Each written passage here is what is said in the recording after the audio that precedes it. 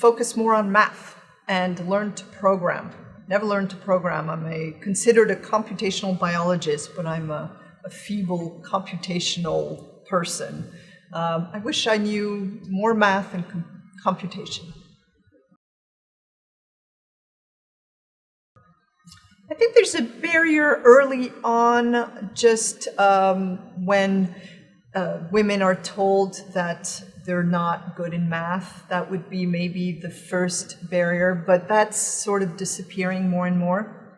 Actually, when you look in biology classes or science classes, you have a lot of girls. And in college, you have a lot of girls.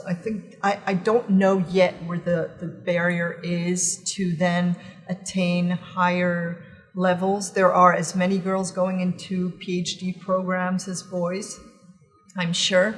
But I think it may be this balance, again, of the personal and the professional life.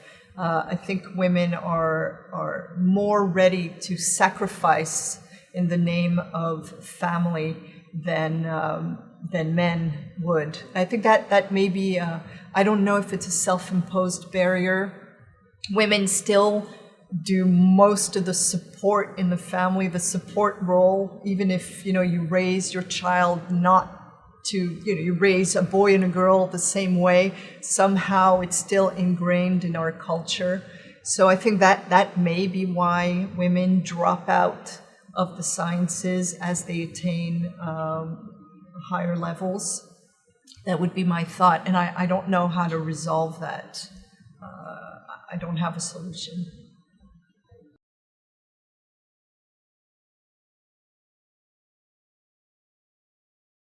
Well, no, I think there are a lot of girls going into undergraduate degrees. My daughter is graduating in biology, but she will be faced with that barrier at some point, whether she pursues that further. She's thinking of graduate school, which is great. I think there are a lot of girls going into graduate school, and the barrier is after. It's after that, what do you do? And I hope she'll talk to me at that point, and I'll make sure I push her into pursuing that. If she feels the support, I guess, that helps. I had her when I was doing my master's degree, so I had her when I was quite young. And the reason I didn't drop out of school to raise my child was family support. I had my parents, my mother and my stepfather actually financially helped me. I had my grandmother who helped raise her. So I think that's, when you don't have the support, you may not have the choice. It's important for women to pursue careers in science because science needs diversity. And we need diversity from all aspects because women don't think like men. We approach a problem from a different direction. So if you have a team with people who think differently, and even people from different cultures, have different backgrounds, you'll address a problem differently. So it's important for the good of science, it's important that women enter science. To not let people talk down to them. So they're still at this generation where we still have, the old generation is still around, and there is still a lot of these white hairs, as we call them. And I don't want to bash anyone, but there's still this ingrained thing about these older gentlemen sometimes who will talk down to women. It's not that they mean to, it was just pervasive in the science culture. And as these people retire, so hopefully this is not being carried down to the people the boys that they mentor. So don't be intimidated, actually, and be very ready to contact people that you admire. Email them. Try, not call, but email them. And I believe in many cases you'll have people responding because scientists love to impart their wisdom. So you like to be contacted by somebody who's excited about science. So in academia, we often have students who don't seem all too excited about being in school. So when you have one person who seems excited, so excited that they're ready to contact you by email, or a cold call, I find that very admirative.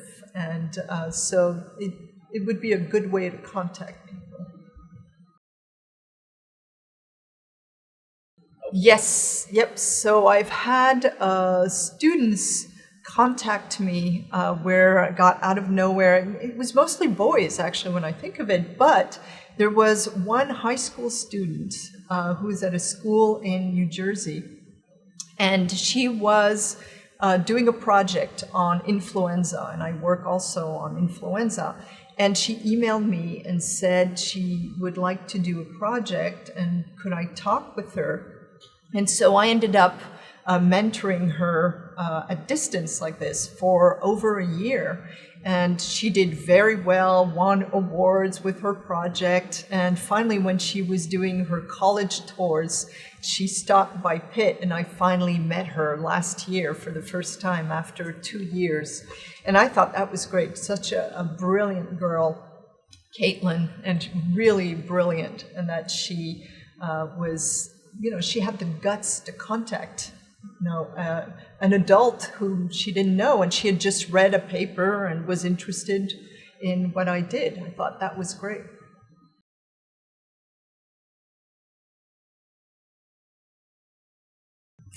My laptop.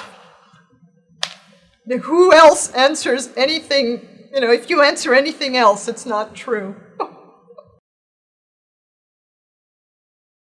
A cartoonist.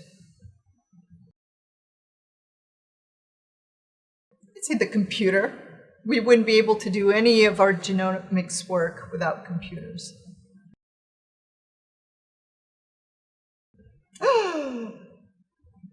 No idea. Predict the future. Oh, these baths, these hot baths where we have to incubate things. There's crap growing in there. Ugh. Darwin. Rosalind Franklin. Bugs Bunny. I do lab work, but I prefer field work. Okay, it was the day I got the phone call for the MacArthur. That was a classic. I cried, I laughed, I cried again, I laughed again.